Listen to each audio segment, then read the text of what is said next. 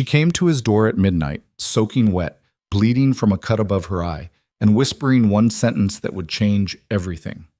"Please don't let him find me here." Caleb Ryder had spent 5 years building a quiet life for his little girl after burying her mother. One knock on a storm-drenched night was about to tear that quiet apart. Stay with me until the end of this story. And if you're watching, drop a comment telling me what city you're from. Hit that like button so I know how far this story has traveled.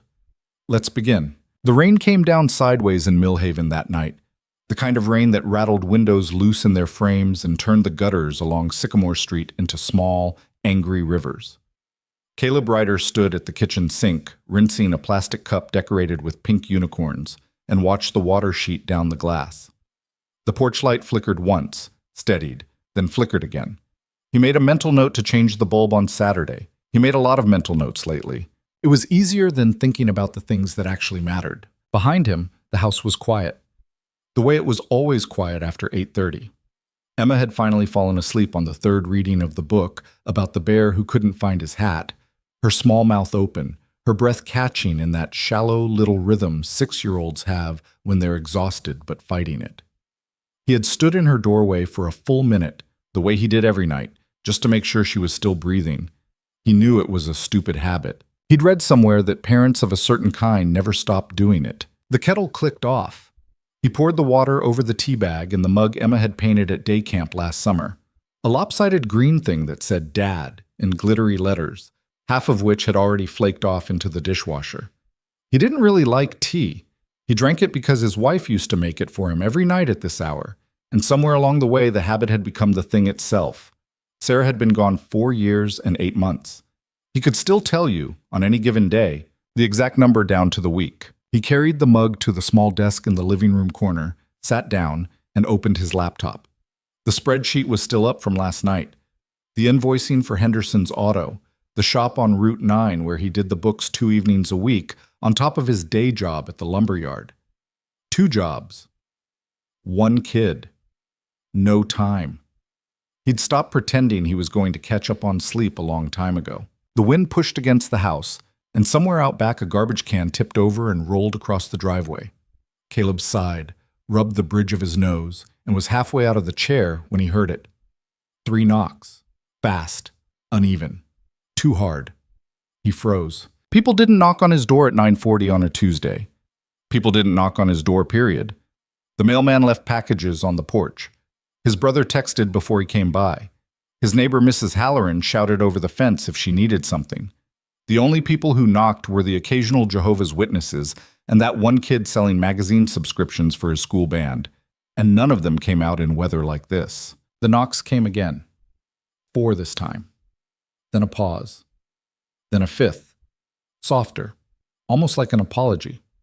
Caleb moved to the front window and pulled back the curtain with 2 fingers. Through the rain-streaked glass, he could see a shape on the porch. Small, hunched, clutching itself. A woman. That was as much as he could make out. He considered for exactly 2 seconds not opening the door. He had a kid asleep upstairs. He didn't know this person. Millhaven was a small town, but it wasn't the small town his parents had raised him in. There were break-ins on the news now, people pretending to be stranded so they could get inside and grab whatever they could carry.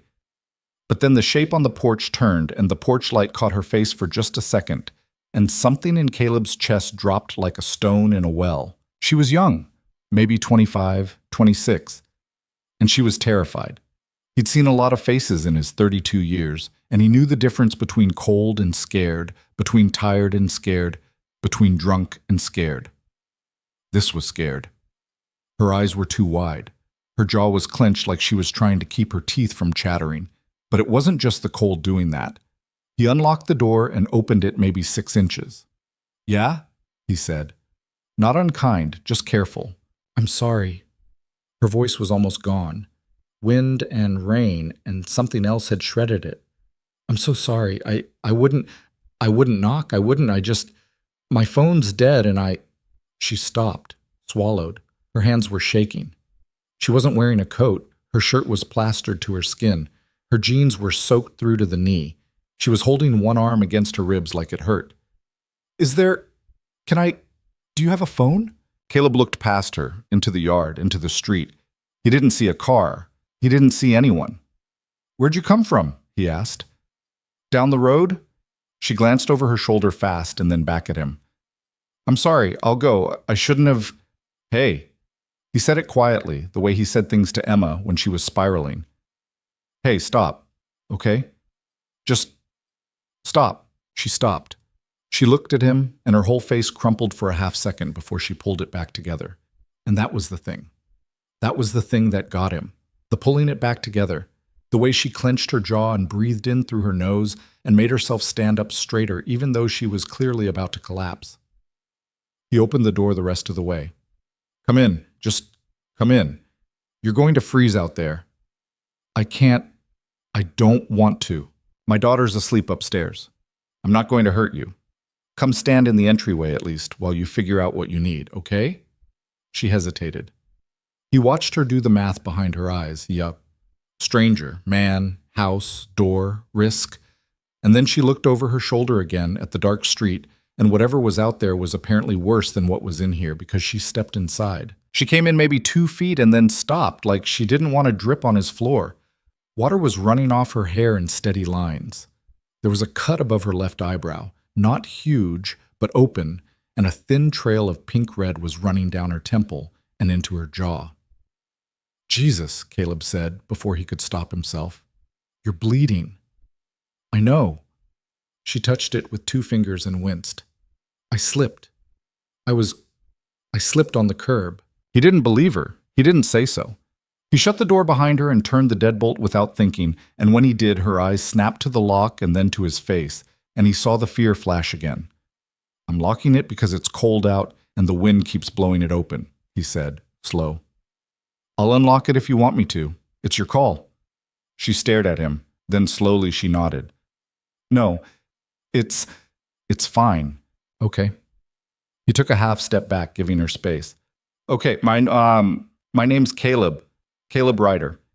I live here with my daughter. Her name's Emma. She's 6. She's upstairs asleep." He said it all flat and even, the way you'd read a form out loud, because he needed her to have information, to have something solid to stand on. "What's your name?" A long pause. Then, "Ivy." "Ivy what?" Another pause, longer. "Just Ivy, for now. Is that okay?" He looked at her for a second. "Yeah, that's okay." He went to the hall closet and pulled down a towel, one of the good ones, not the ratty ones he used for the dog they didn't have anymore, and handed it to her at arm's length. She took it with both hands like he was handing her something holy. "Bathroom's down the hall on the right," he said. "There's a first aid thing under the sink. For the—" He gestured at his own eyebrow. "You want dry clothes? I can grab you a sweatshirt and some sweats. They'll be big. I'm 6'1". "You don't have to." "I know I don't have to. I'm offering." She looked at him then, really looked at him, for what felt like the first time. Her eyes were gray or green. He couldn't tell in the low light. They were also red-rimmed and exhausted. "Thank you," she said. "Yeah." She went down the hall. He heard the bathroom door click shut. He heard the lock turn and then turn again like she was checking it. Caleb stood in the entryway for a long moment, staring at the small puddle she'd left on the tile. Then he went back to the kitchen and put the kettle on a second time. He made 2 mugs of tea and set them on the coffee table in the living room, along with a sleeve of saltines from the cabinet because he didn't know what else you gave someone in a situation like this. He turned on the lamp in the corner, not the overhead light. The overhead light was harsh. He'd learned from Emma, who hated harsh things, that a lamp was gentler on a person who was already having a hard time. When Ivy came out of the bathroom, she was wearing his gray sweatshirt and a pair of sweatpants rolled 3 times at the ankle. Her hair was wet but combed. The cut above her eye had a butterfly bandage on it. She looked about 15 years old. He gestured to the couch. "Sit, please." She sat on the very edge of it, like she was going to bolt the second anyone raised their voice. He sat in the armchair across from her, not close, not too far, and pushed one of the mugs toward her across the coffee table. "It's just tea. Lipton. Nothing weird." A small, surprised laugh came out of her. Just air, really. Barely a sound. "Nothing weird." "Okay." She wrapped her hands around the mug. Her fingers were still shaking a little. He watched her breathe in the steam and close her eyes for a second, and he thought, she hasn't been warm in a while. He let her have the silence for a minute. He drank his own tea. The rain kept coming. Somewhere upstairs, Emma's nightlight hummed in its outlet. You said your phone's dead, Caleb said finally. You want to use mine? Call someone? There isn't anyone. It came out flat, like a fact she'd already made peace with a long time ago. He didn't push. Okay. I'm sorry, she said. I know how this looks. I know you're a dad, and you have your kid here, and some stranger just showed up on your porch, and I'm Ivy. She stopped. You don't have to explain it to me tonight, he said. You don't have to explain it to me at all. If you want to sit here and drink that tea and say nothing for the next 3 hours, that's fine. If you want to tell me you fell off a bike and need a ride to the bus station, that's fine too. You get to decide what I know. She stared at him. Her eyes filled and she looked away fast, toward the dark window. I haven't slept in 2 days, she said quietly. I don't think. Couch pulls out. I've got blankets. I can't stay here. I don't know you.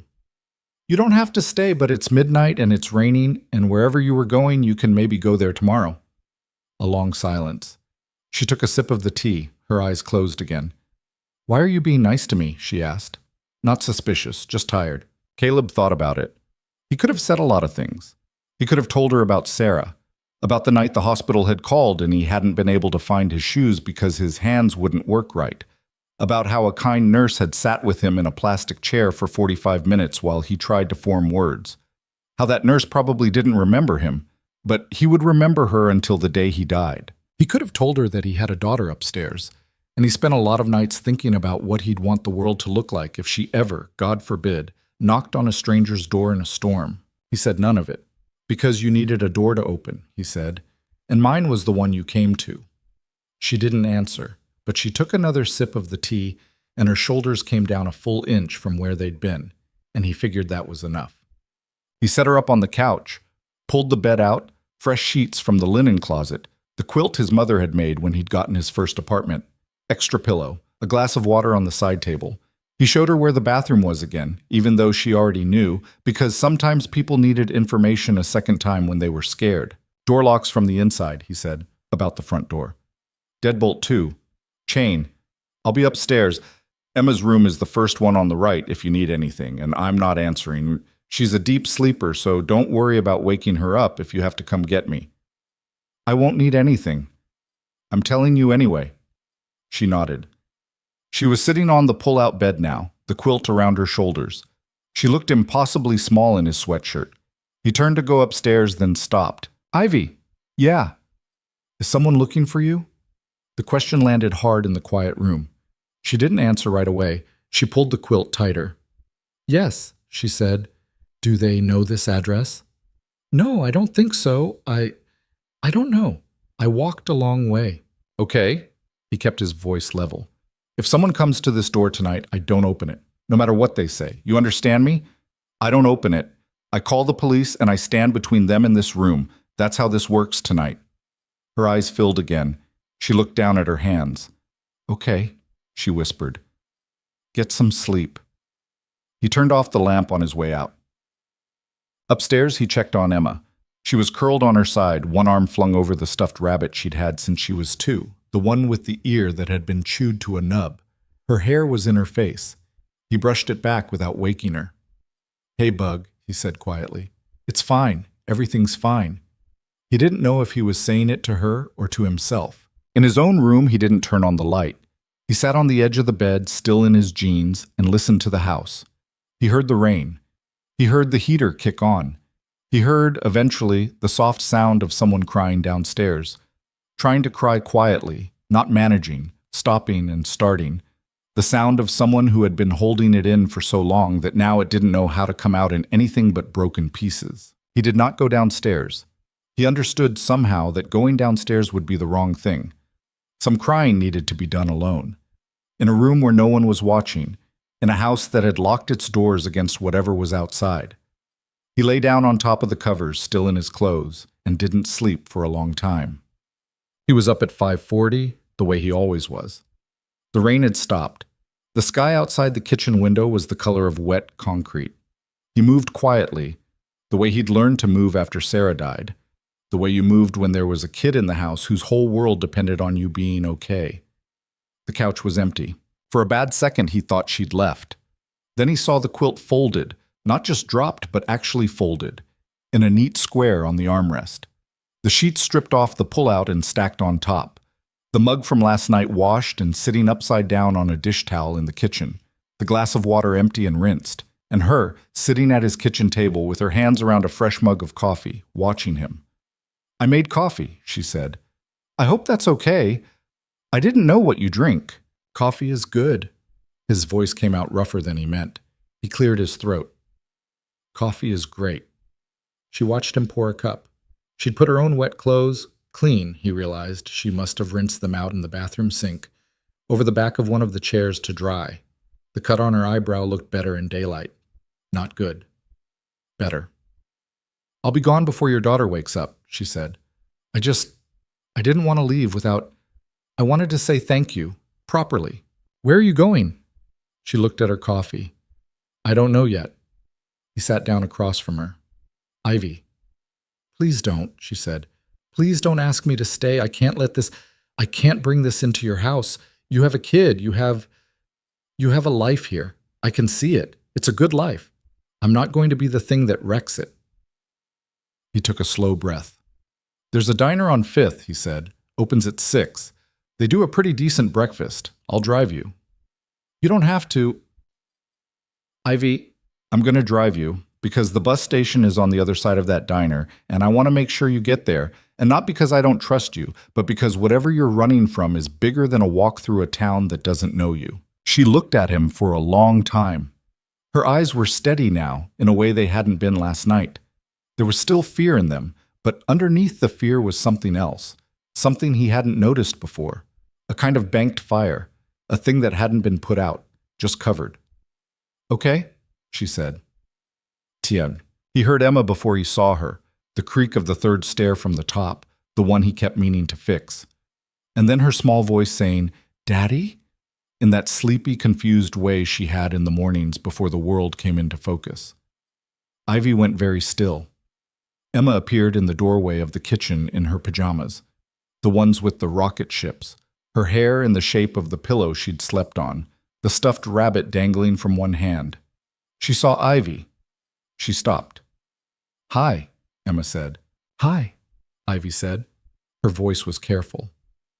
Emma looked at her father. "Who's that?" Caleb had been prepared for this question, or thought he had been, but he hadn't been prepared for how fast the answer came out of him. "This is my friend Ivy. She stayed in the guest bed last night because the rain was bad. She's going to have breakfast with us, and then I'm going to drive her downtown." "Oh." Emma considered this. She crossed the kitchen with her peculiar half-awake walk and climbed into the chair next to Ivy's, holding the rabbit up in front of her face like a shield. "This is Mr. Palm. He's a rabbit." "Hi, Mr. Palm," Ivy said. "He's missing an ear. He doesn't care." "Good for him." Caleb watched his daughter sit there, 2 feet from a stranger, perfectly at ease in the way 6-year-olds were at ease when they had not yet learned the things adults taught them to be afraid of. He watched Ivy's face, the way it softened, the way the tension in her jaw dropped a little, the way she leaned in just slightly when Emma started explaining which of Mr. Palm's ears was the missing one and how he'd lost it. He poured cereal into a blue bowl. He cut up a banana. He got out the milk. His hands moved on the autopilot of the 1,000 mornings he'd done this. But he was watching them, his daughter, and this woman he had met 9 hours ago. And something was moving in him that he didn't have a name for yet. Something that didn't feel like a decision being made so much as a decision being noticed after the fact, already made. "I was supposed to drive her to the bus station," he said quietly, when Emma had slid out of her chair to go find her slippers.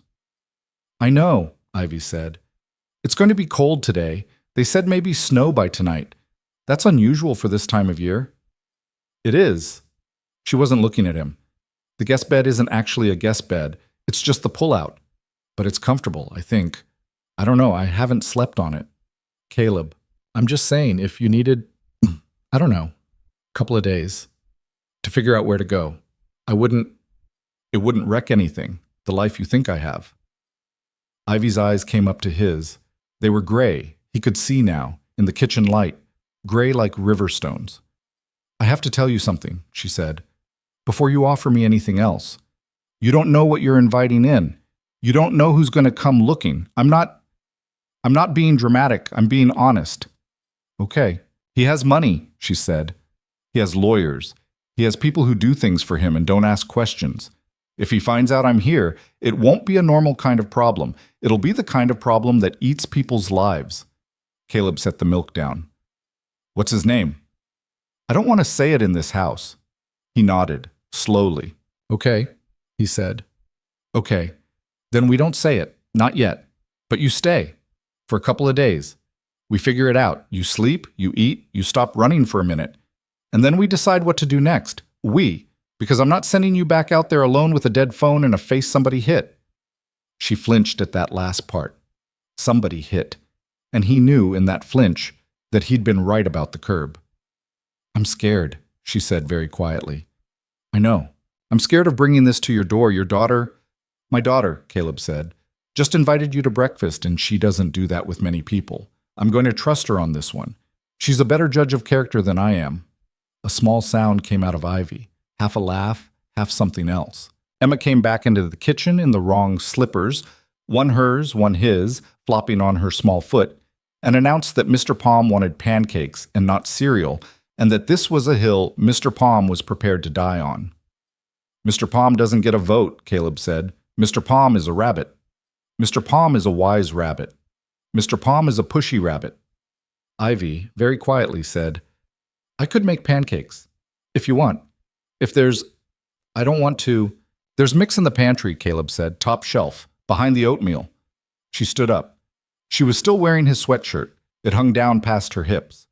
She walked to the pantry like a woman who was trying to remember how to walk in a kitchen that wasn't being watched. He saw the moment she realized no one was watching. He saw the small release of her shoulders. Emma leaned over the table and whispered in the way 6-year-olds whispered, which was not a whisper at all. Daddy, I like her. Yeah? She has sad eyes, but she's nice. Caleb looked at his daughter. He didn't know where she got these things. Sarah had been like that too, seeing things other people didn't see, naming them out loud before anyone else had the words. It ambushed him sometimes, how much of his wife was still walking around inside his kid. Eat your cereal, Bug, he said. Mr. Palm wants pancakes. Mr. Palm can have a pancake, one pancake, with dignity. Dignity, Emma repeated solemnly. Over by the stove, Ivy had found the mix. She was reading the back of the box. Her hair was almost dry now, pulled back into a knot at the base of her neck. She looked, for just a moment, in that kitchen light, measuring flour into a bowl, like a person who lived somewhere, like a person with a morning. Caleb looked out the window. The clouds were still low. The yard was a mess of wet leaves. Down at the end of the street, a black sedan was idling at the stop sign, brake lights on, a little too long. It turned the corner and was gone. Probably nothing, he thought. He got up to help with the pancakes. The pancakes were lopsided and a little pale in the middle, which Emma declared to be the best kind, and which Ivy accepted with the small, surprised smile of someone who had forgotten what it felt like to have her work praised by anyone at all, let alone by a 6-year-old with syrup on her chin.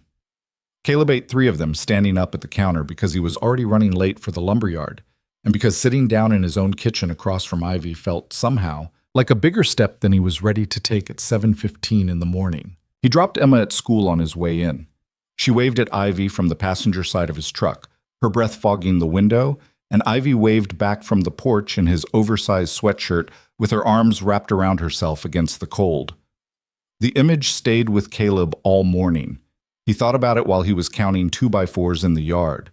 He thought about it while Dale, from receiving, was telling him some long, unfunny story about his brother-in-law's truck. He thought about it in the parking lot at lunch, eating a gas station sandwich in the cab, watching the gray sky and trying to figure out what exactly he had just done. He had left a strange woman alone in his house, a woman whose last name he didn't know, a woman who was being hunted by a man with money and lawyers and apparently a fist. He should have called his brother. He should have called somebody.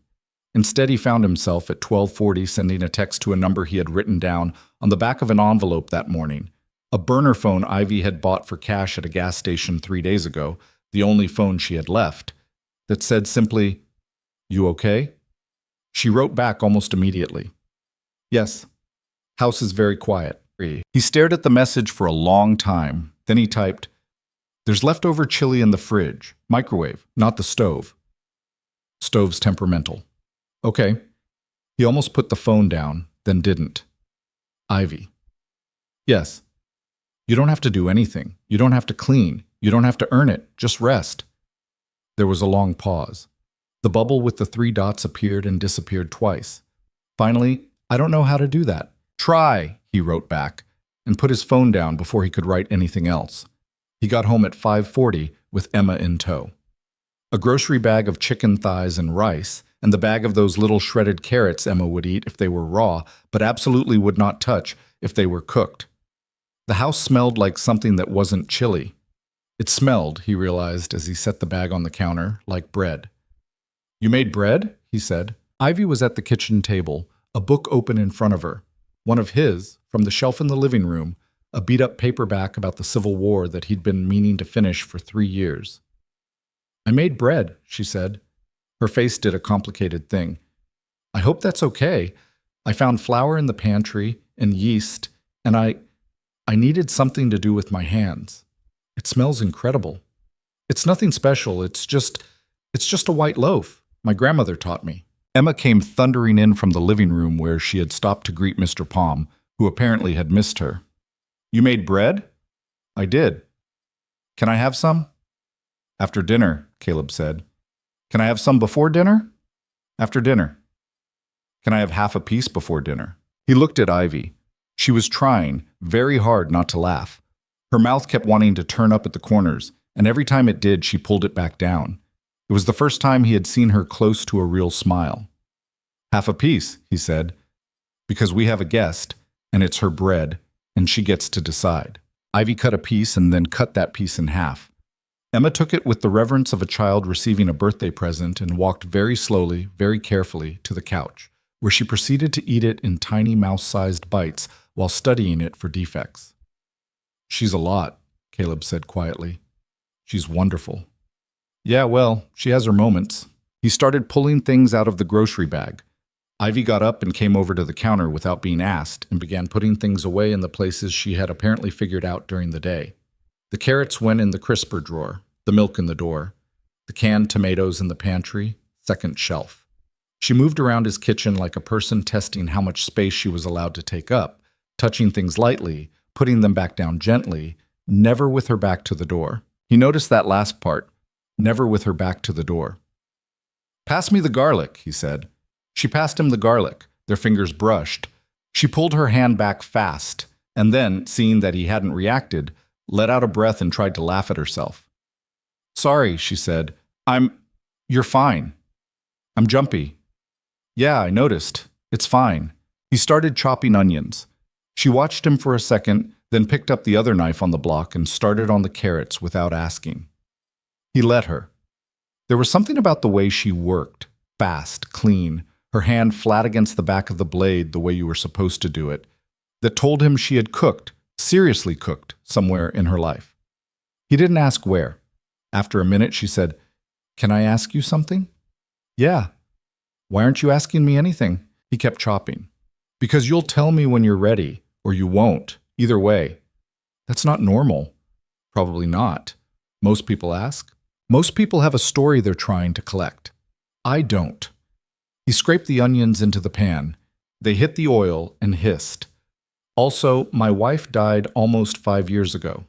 Aneurysm, sudden. One morning, she was making coffee. That afternoon, she was gone. For a long time after that, everywhere I went, everybody had questions. How did it happen? Were you there? Did she suffer? How's the kid?" I started to hate questions, even the nice ones, even the ones people meant well with. So I figured, if you want to tell me something, tell me. If you don't, I'm not going to pull it out of you. She had stopped cutting the carrots. "I'm sorry," she said. "About your wife." "Thank you. I didn't know." "How would you?" He took the carrots from her cutting board and slid them into the pan. "It's been a while. I don't talk about it much. Emma was 20 months old. She doesn't really remember her. She's got pictures and stuff." Ivy was quiet. Sarah, Caleb said. Her name was Sarah. I don't say it a lot. It's still, he shook his head. It still does something, to say it out loud. Sarah, Ivy said gently, like she was holding the name carefully so as not to drop it. He looked at her. Yeah. They cooked the rest of the meal without saying much. Emma wandered in twice, once to complain that the TV remote had eaten a battery, once to ask if Ivy would braid her hair later because Daddy was bad at braids, which was not a criticism, just a fact. Ivy said yes. Ivy's eyes were a little shiny when she said it.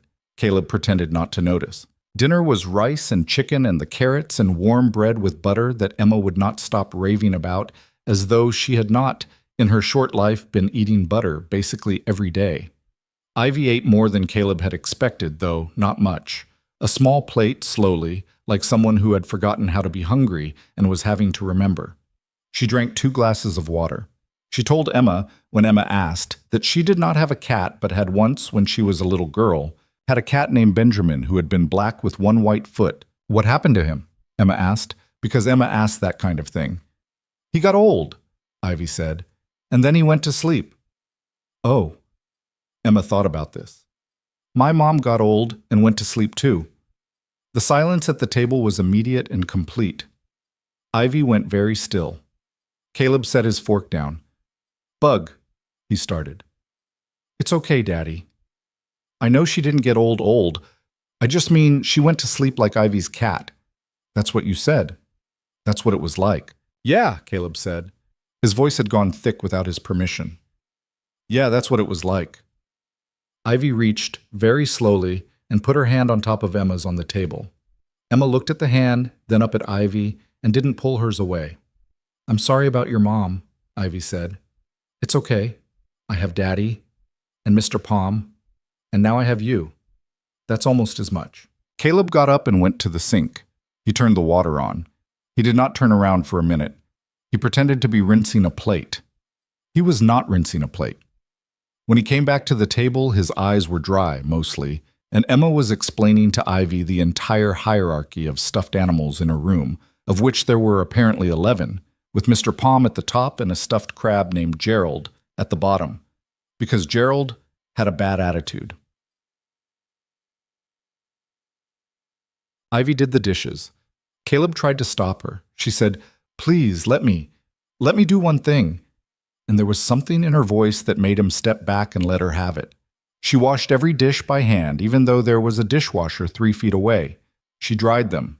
She put them back exactly where she had found them. He gave Emma her bath. He read her 2 books, the Bear Hat book and the one about the duck who wanted to be a mailman, and tucked her in.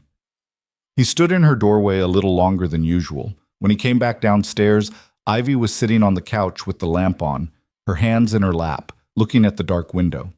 He sat in the armchair. He didn't say anything. His name, she said, is Marcus Blackwood. Caleb did not know the name. He could tell from the way she said it that he was probably the only person in 3 states who didn't. He owns a company, she went on, Blackwood Holdings.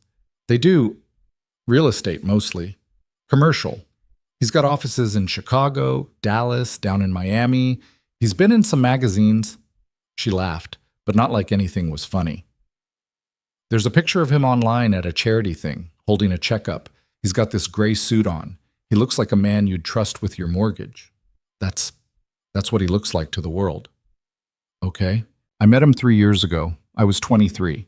I was working at a gallery in Chicago. Not a fancy one. The kind of place where you're basically the receptionist and also you hang the paintings and also you sweep the floor. I was taking night classes. I was trying to be a person, just figuring out who I was going to be. She pressed her hands flat against her thighs. He came in one day. He bought 4 pieces. He asked if I'd be the one to deliver them, to help hang them in his apartment. I said yes because my boss said to say yes. A week later, he asked me to dinner. I said no. A month later, he asked me again. I said yes. Why? She looked at him. Because he was charming. Because he remembered my name. Because he remembered everything. The color of the shirt I'd worn the day we met. Which painting I'd liked best out of the 4 he bought.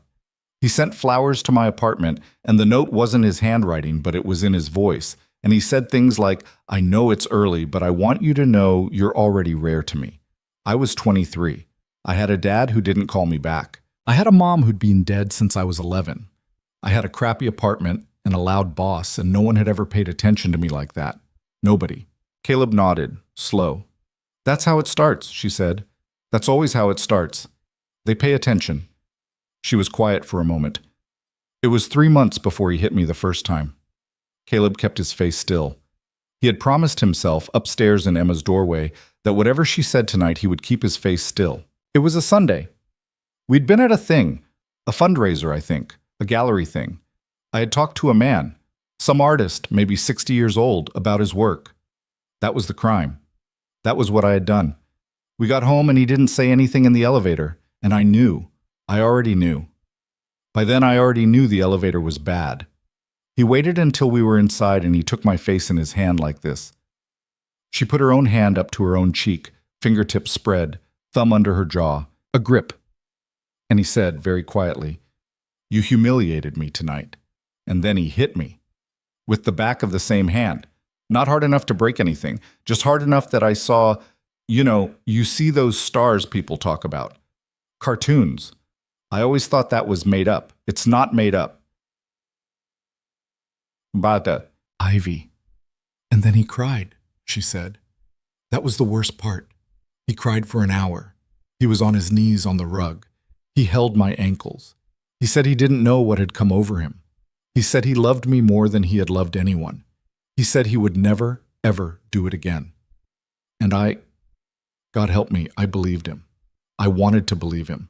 Because the alternative was that I had let a monster into my life. And I was too stupid to have seen it. And I wasn't ready to be that kind of stupid yet. She stopped. I'm sorry, Caleb said. Quietly, meaning it.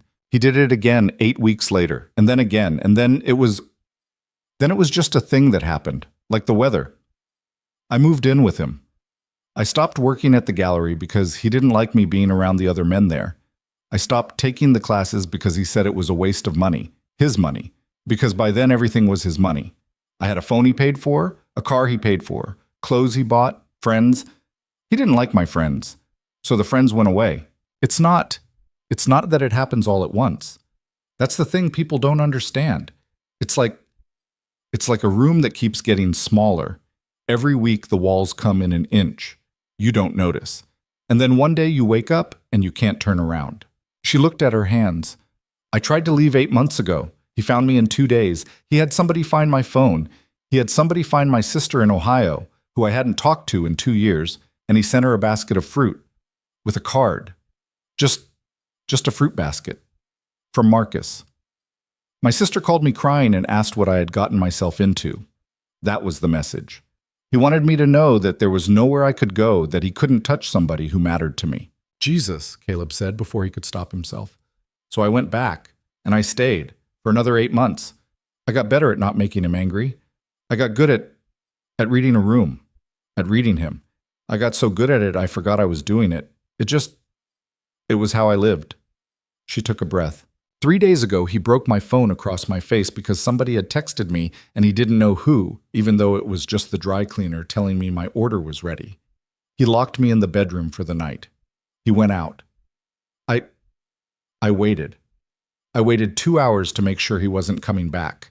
Then I took the emergency cash he keeps in the safe in the closet, $800.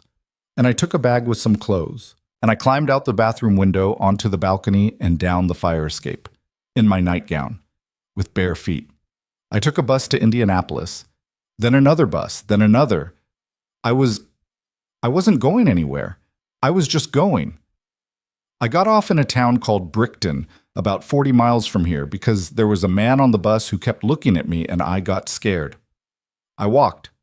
I got rides. Last night I got a ride with a trucker who was decent, who dropped me at the edge of Millhaven and gave me $20 and told me not to tell anyone he'd picked me up. I started walking. It started raining. I saw your porch light. I knocked. She stopped. The room was very quiet. The heater clicked on. You didn't slip on a curb, Caleb said. No. That cut on your eyebrow. That was the phone. Yeah. You have other... He stopped. I'm sorry, that's not my business. You're the first person who's asked, she said, and her voice finally broke on it. Just a little, just enough. You're the first person in 3 years who's asked. He didn't move towards her. He had learned, over the course of the day, that moving toward her fast was a bad idea. He just stayed in the armchair and leaned forward with his elbows on his knees. Ivy, I want to ask you one thing, and I want you to answer me honest. Is anyone going to die because you're here? Does he know this address? She shook her head. No, I swear to you, I threw the burner phone in a gas station trash can before I got to your street. The one I have now I bought with cash this morning while you were at work, from a different gas station, using a different name. I don't have any social media. I haven't touched my old phone, my old email. Nothing. I've been careful. Okay, but he's gonna look. He's gonna hire somebody. He always does. It's not going to be today. It's not going to be this week. But it'll happen. Eventually, somebody will find somebody who saw a girl on a bus, and then, I don't know. That's why I kept moving. That's why I was going to keep moving. I wasn't going to stay here. I don't want to stay here, Caleb. I don't want to do to you what this is going to do. You're not doing anything to me. I am. I'm telling you right now with my whole chest that a rich and angry man might show up at your house looking for me. And you have a daughter upstairs. Caleb looked at the floor for a long moment. Yeah, he said. I know. So you need to... Let me think. She stopped. He got up. He went to the window and looked out at the dark street. Everything was quiet. The streetlight on the corner was buzzing, the way it always buzzed. A cat crossed the road and disappeared under the Hendersons' porch. I had a cousin, Caleb said, still looking out the window. Her name was Diane, my mom's sister's kid. She was older than me by maybe 9 years. When I was 10, she moved in with us for a summer because her husband had broken her nose. I didn't know that at the time. I was a kid. I just thought Diane was visiting. She had these sunglasses she wore in the house. I thought she was a movie star. My mom would make her tea in the afternoon, and they'd sit on the porch and not say anything for hours. That's what I remember, just my mom and Diane sitting on the porch, not saying anything. He turned around. When I was 16, my mom sat me down and told me the real story. Not because I asked, because she wanted me to know. She said, a woman shows up at your door someday, you open it. You open it even if you don't know her. You open it especially if you don't know her, because that's how the world keeps from eating itself. I remember thinking it was a weird thing to say. I was 16. I didn't get it. He looked at Ivy. I get it now. She put her hand over her mouth. I'm not a cop, he said. I'm not a lawyer. I'm not rich. I'm a guy who works at a lumber yard and does bookkeeping on the side and drives a 10-year-old truck. I don't know what I've got to offer you, except a door that locks and a bed that's yours for as long as you need it. But you have that. You have it as long as you want it. You hear me? Caleb, you hear me? I hear you. Good. He went to the kitchen. He came back with a glass of water. He set it on the coffee table in front of her. Drink, he said. You look like you forgot to today. She picked up the glass. Her hand was shaking again. She drank it in 3 swallows, put it down, and pressed the heels of her hands against her eyes. I don't know what to do with kindness, she said. I forgot what to do with it. I'm sorry. I keep thinking you're going to turn. I'm not going to turn. Everybody turns. I know it feels like that. But I'm telling you now, and I'm not going to say it a lot because I don't want to be the guy who keeps saying it. There's no version of this where I put you back on the street. Okay? That's not one of the options. I took that off the table when I locked the door last night. She nodded. She couldn't talk for a minute. He let her not talk. Eventually she said, I should sleep. Yeah, you should. Caleb? Yeah. Thank you. Yeah. The next 5 days slipped by in a rhythm that didn't feel like it should have been possible. Ivy slept 12 hours the first night, then 10, then 8. She started getting up when Caleb got up, making coffee, packing Emma a little bag with a sandwich cut into triangles and a sliced apple and a note that said different things on different days. Have a brave day. Mr. Palm says hi. You're a good kid. Emma saved the notes in a shoebox under her bed. Caleb found them one evening when he was putting away laundry, 6 of them already, lined up like playing cards. Ivy didn't leave the house. She wouldn't even go in the backyard. "Not yet," she said, when he suggested she get some air. "Give me a little more time." She read through every book on his shelves. She reorganized the pantry without being asked, which Caleb pretended to mind and didn't. She fixed the loose knob on the bathroom cabinet with a screwdriver she found in the junk drawer. She taught Emma how to make scrambled eggs on Sunday morning, standing behind her at the stove with her hand over Emma's hand on the spatula, and the eggs were rubbery and Emma ate every bite like they were gold. Caleb watched her getting stronger in small ways. She stopped flinching when he closed a cabinet.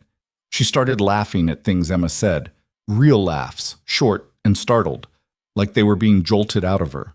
She ate full meals. She started holding her shoulders back instead of curled forward. On the fourth day, she came down in the morning in a sweatshirt of his that wasn't just something she had grabbed to stay warm, but something she had chosen. An old gray one from a lumberyard in Ohio where he'd worked in college. And she said, "This is my favorite one, by the way. I'm claiming it." And something in Caleb's chest did a strange small flip, and he didn't examine it. He was not a man who examined things a lot. He had learned in the last 5 years that some things, when you examined them, fell apart, and some things only held together if you let them be. On the 6th day, he came home from work late because the yard had been slammed and he'd stayed to help Dale close up. It was past 7. The sky was black. The kitchen light was on, warm and yellow, and through the window from the driveway he could see Ivy and Emma at the table. Ivy had a pencil in her hand. Emma had a pencil in her hand. They were drawing something. Emma was saying something that made Ivy laugh, and Ivy was throwing her head back a little when she laughed, and her hair, which Caleb had only seen wet or pulled back before, was loose on her shoulders. He sat in the truck for a minute and just looked at his own kitchen window, at the two of them in it, and he realized he was holding his keys so tight the metal was cutting into his palm. He did not have a word for what he was feeling. It wasn't happiness. It wasn't relief. It was something closer to terror. The exact feeling he had felt the day he had held Emma for the first time in the hospital. The realization that something had just become so valuable to him, that the world had sharpened around it, that he now had something new to lose. He went inside. "Daddy!" Emma shouted. "We're drawing our family." He bent down to kiss the top of her head. "Yeah, show me." It was a picture of 4 figures. Stick figures, big heads, crooked smiles.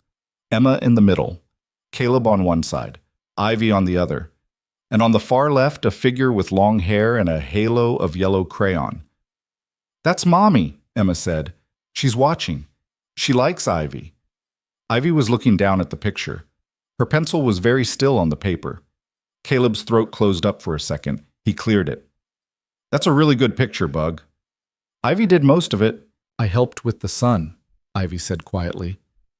"The sun is the best part," Emma said, loyal as a dog. Caleb sat down at the table. He looked at Ivy across from him. She looked up at the same time, and something passed between them that neither of them named, and neither of them looked away from for maybe 2 seconds, and then she smiled. A real smile, the first full one he had seen, and it was like somebody had turned a light on in a room he hadn't realized was dark. "Long day?" she asked. "Long day. I made stew. You're going to ruin me." "That's the plan." Came out before she thought about it. He saw her register it, saw her eyes widen slightly. But then she just held his look for a beat longer, and her smile stayed, and she didn't take it back. That night, after Emma was asleep, they sat in the living room again. But this time they weren't talking about Marcus. They were talking about nothing, about a movie Ivy had loved when she was 17, about the summer Caleb had worked on a fishing boat in Alaska between his junior and senior year of college, about Emma's teacher, Mrs. Wellman, who apparently did not understand the concept of indoor voices. At some point, Caleb got up to check the locks. He did this every night now since Ivy. He checked the front door, he checked the back door, he checked the sliding door to the patio. He came back into the living room and Ivy was standing by the window, pulling the curtain slightly aside. "Caleb," something in her voice. He crossed the room fast. She was looking out at the street. A black sedan was parked under the streetlight 2 houses down. Not one he'd seen before. The engine wasn't running. The windows were tinted. As they watched, the tip of a cigarette glowed orange inside the car. Someone was sitting in it, watching. Ivy had gone white. "How long has it been there?" Caleb asked quietly. "I don't know. I went to close the curtains. I just saw it. They stood there. The cigarette glowed again. Go upstairs, Caleb said. Get Emma. Put her in my bed. Don't turn any lights on. Take your phone. Caleb, go. Now. Please. She went. Caleb stood at the window, not touching the curtain, just watching. His heart was beating too hard in his ears. He made himself count the way his dad had taught him to count when he was a scared kid. 1 potato, 2 potato. Because counting made the panic go somewhere. The car sat there for 4 more minutes. Then it pulled away from the curb. Slow, no headlights, drifted to the stop sign at the corner, and turned right. Only then did the brake lights come on. Caleb let the curtain fall back. His hands were shaking. Upstairs, he could hear Ivy's voice, soft and steady, reading something to Emma in the dark. A made-up story. Something about a girl and a rabbit. He stood in his own living room, in his own house, and he understood very clearly that the quiet life he had spent 5 years building was already over. Had been over the moment he opened the door. He just hadn't known it yet. He went to the phone on the kitchen wall, the landline he'd kept for emergencies, for storms, for the kind of night when cell towers went down. And he dialed his brother Will's number from memory. Will picked up on the 3rd ring. It's almost 11. Man, this better be good. I need your help with something, Caleb said. I need you not to ask me a lot of questions about it until I can come see you. Can you do that? There was a pause. Yeah, Will said. Yeah, I can do that. You okay? Caleb looked up at the ceiling, toward the sound of Ivy's voice still murmuring upstairs. Not really, he said, but I will be. Will came over the next morning at 7:30, which was early for him. He was the kind of man who ran a body shop and kept his own hours, which meant he didn't answer a phone before 10 unless somebody had died. He knocked the family knock, Tashek, 3, pause, 2, and stood on the porch in a canvas jacket with his hands in his pockets. And when Caleb opened the door, his brother looked past him into the house and then back at him and said, Is she still here? She's upstairs with Emma. They're getting ready for school. Okay. You want coffee? I want an explanation, but I'll take the coffee while I wait. Caleb let him in. Will was 2 years older and ran hotter in every way. Quicker to laugh, quicker to anger, quicker to form an opinion he'd stand behind whether or not he'd thought it through. But he was also, underneath all of it, the most reliable man Caleb had ever known. Will had been the one who'd driven 6 hours the night Sarah died, and stayed for 3 weeks without ever being asked, sleeping on the couch, doing dishes, taking Emma for walks in the stroller at 5 in the morning, so Caleb could sleep without knowing she was crying. They sat at the kitchen table. Caleb told him. Not all of it. He kept Ivy's actual words to himself, because those belonged to her, but enough. The knock in the rain, the cut over her eye, the name she'd finally said out loud, the car last night with the cigarette. Will listened without interrupting, which was not his usual way. When Caleb was done, Will looked at his coffee for a long moment, then looked up. Marcus Blackwood. You know him. I know of him. Everybody who pays attention to that kind of thing knows of him. I did a job once on a Range Rover that belonged to one of his guys. Paid cash. Didn't want a receipt. Told me to forget his name. Will rubbed his jaw. He's not somebody you want in your driveway, Caleb. I know. Do you? I think I do. Because if she's telling you the truth, and I'm not saying she isn't, then what's sitting upstairs in your house is a problem that doesn't go away because you want it to. This isn't a guy you apologize to. This is a guy who will destroy your life in small pieces and enjoy it. I know, Will. Do you? It wasn't a question this time. Caleb held his brother's look. I know what kind of man he is. I know what he did to her. I'm not going to put her back out there. Will exhaled. He rubbed the back of his neck. Okay. Then I'm helping you. I'm not arguing with you. I just need you to have heard me say it out loud. So later, if this goes bad, you can't tell me I didn't. Noted. I'm going to put a camera on your porch today. Actually, 2. One on the porch, one pointed at the street. You're going to put a motion light on the back door. You're going to start parking the truck under the side window instead of the driveway, so it's harder to see who's home. Okay. And you're telling Emma's school. Not the whole story. Just that there's a person who is not allowed to pick her up, not for any reason, and if anybody but you shows, they call you and they call the cops. You get the photo of this guy off the internet, and you show it to whoever runs the front desk. Okay. And Ivy needs to see somebody. Not a friend, not you, a lawyer, a real one. There's a woman in Harrisburg who does this kind of work, handles these. Will waved a hand, searching for the word, these rich guy domestic things. She's good. She's expensive. I'll cover it. Will. I said I'll cover it. Don't make it weird. Caleb didn't push. Will didn't make offers he wanted to be argued with. Footsteps came down the stairs then, the fast double thump of Emma, followed by the careful single tread of Ivy. And Will's face did that thing it did around kids, softening without him knowing it. Emma came into the kitchen in her school clothes, her hair in a braid that was maybe the best braid her hair had ever held, and shouted, "Uncle Will!" and ran into him without slowing down. "Hey, Bug." Will caught her, hoisted her, spun her once. "What are you, 70 pounds now? You're a moose." "I'm 51. That's what you think. I can tell with my arms. I'm a scientist with my arms." Emma giggled.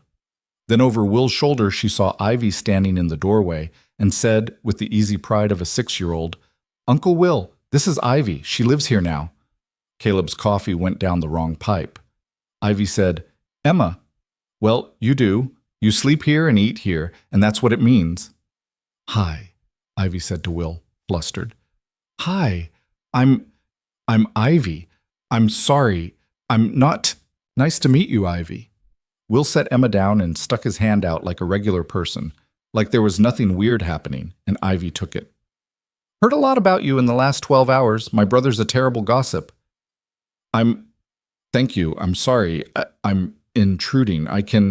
You're not intruding. You're standing in a kitchen. It's fine." Will glanced at Caleb. "I'm going to run to the hardware store. Caleb, you take the kid to school. I'll meet you back here in an hour with the stuff we talked about." "Okay, Ivy." Will turned back to her, and his voice dropped into something quieter. "My brother's made a call. We're going to help. You don't need to do anything today except keep doing whatever you've been doing. That's the job. Just don't run. Don't decide to protect him from this by leaving. That's not a kindness. That's actually the worst thing you could do to him. You hear me?" Ivy's eyes filled. She nodded. "Good." Will squeezed Caleb's shoulder on his way out. The door closed behind him. The kitchen was quiet for a second. "I'm sorry," Emma said, picking up on tension the way she always picked up on it. "Was that wrong? What I said?" "No, Bug," Caleb said. "That wasn't wrong. Eat your toast. We're running late, Tuss." He dropped Emma at school and did exactly what Will had told him to do. He sat at the little desk in the front office and talked to a woman named Mrs. Park, who had been running that office since Caleb was in 3rd grade and had known Caleb's mother.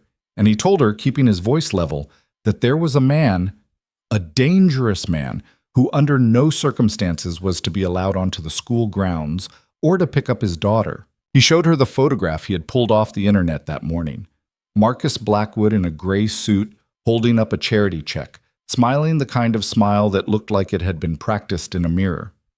40-something, dark hair going silver at the temples, handsome in the way that made him forgettable, like every 3rd man in every boardroom in the country. Mrs. Park looked in the picture for a long time. "I'll photocopy it," she said. "I'll put it at every door, and I'll tell Principal Garza. Is there a restraining order?" "Not yet." "Get one." "Yes, ma'am." She reached across the desk and patted his hand. Her hand was old and dry and soft. "Caleb, you were a good boy, and now you're a good man. If you ever need anything, I know. I mean it. I know, Mrs. Park." He made himself walk to his truck. He made himself breathe evenly on the drive back. When he got home, Will was already there with 2 grocery bags of hardware, and Ivy was on the couch with a notepad. And she looked up at him as he came in, and he could see that something had shifted in her overnight. She was sitting up straighter. There was a small, hard line to her mouth that hadn't been there before. "I called that woman," Ivy said. "The lawyer. Your brother gave me the number. She can see me Thursday." "Okay. I'm ready, Caleb. I want to do this. I want to stop running." "Okay. Good. I just need you not to—" She shook her head, frustrated. "To be the one to decide anything for me, okay? I know you want to help. I know you're trying, but I've spent 3 years being managed. I can't let somebody manage me again, even kindly. Is that Is that okay? He looked at her, really looked. He saw that the thing underneath the fear, that banked fire he'd noticed the first night. It was closer to the surface now, cleaner. Yeah, he said. That's okay. You drive. Thank you. You don't have to thank me for that. That's yours. That's not something I'm giving you. She nodded. Her eyes shone. She didn't cry. She had stopped crying easily, he noticed. That was one of the things getting stronger in her. Will came in from the porch with a drill. Hate to interrupt, but I need somebody to hold the base plate. Coming. They spent the morning putting up cameras and lights. Will muttered the whole time, the way he muttered while he worked, about how cheap the brackets were and how nobody made anything right anymore. Ivy brought them coffee. At noon, Will left. Caleb sat with Ivy at the kitchen table, and they looked at each other over empty cups, and neither of them said the thing they were both thinking, which was that the house felt different now. Fortified. Watched. That was the cost of what they were doing. Locks that hadn't needed to exist had to exist. The car didn't come back that night. Or the next. By Thursday morning, Caleb almost let himself believe he'd been wrong about it. That it was some neighbor's boyfriend, some lost driver checking his phone, something, anything, other than what he knew in his bones it had been. Ivy went to the lawyer's office in Harrisburg. Caleb drove her. He sat in the waiting room and read a 3-year-old magazine about bass fishing while Ivy was behind a closed door for an hour and 40 minutes. When she came out, her eyes were red, but her back was straight. Her name is Renata Osman, Ivy said in the car, buckling her seatbelt. She said I have a case. She said it's a strong one, actually. She said he made mistakes. She said he always makes mistakes with women like me because he assumes we're too scared to ever open our mouths. What mistakes? Text messages, voicemails, things he sent me, things he sent other people about me. One of his assistants is apparently a woman. He also... Ivy stopped. She swallowed. She's willing to talk. Renata already knows her. She's been trying to build a case against him for 2 years. She says I'm the one who could make it stick because I'll testify. She says I would be the one who finally... Her voice broke. Caleb reached over without looking and put his hand flat on the console between them, palm up. She put her hand in his. He didn't squeeze. He just let her have it there. They drove for 10 miles like that, his hand and hers on the console, the highway a blur on either side, and neither of them said a word, and neither of them let go. 3 days later, on a Sunday afternoon, Caleb was in the garage rotating the tires on the truck, and Emma was on the driveway drawing with sidewalk chalk, and Ivy was out in the front yard for the first time since she'd arrived, standing in the grass in a coat of his, her hands jammed in the pockets, her face tipped up to the weak autumn sun. She'd been out there maybe 20 minutes. He kept looking up to check on her. She kept looking at him and smiling a small, private smile, like she knew he was checking. A car turned onto Sycamore. Caleb registered it before he understood why. A dark sedan, slower than the speed limit, windows tinted. It rolled past the house once. It kept going. It turned around at the end of the cul-de-sac. It came back. Ivy had seen it too. She was already walking toward Emma. Bug, come here, Caleb said, stepping out of the garage, wiping his hands on a rag. I'm drawing a dragon. Emma, come here, right now. His voice did something to Emma's face. It made her drop the chalk and come, fast, the way he'd taught her to come when something was wrong. Ivy got to her a second before Caleb did. Ivy scooped her up. Emma said, "What's happening?" And Ivy said, "It's okay, honey. It's okay. We're going inside," in a voice that was remarkably steady for a woman whose hands Caleb could see were shaking. The sedan stopped at the curb in front of Caleb's house. The driver's door opened. Marcus Blackwood got out. Caleb knew it was him before he saw the face because of the suit. Gray. Perfectly tailored.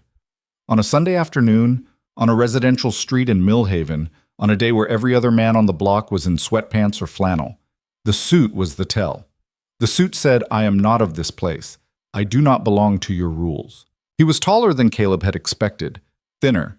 His hair was neater in person than in photographs. He was smiling.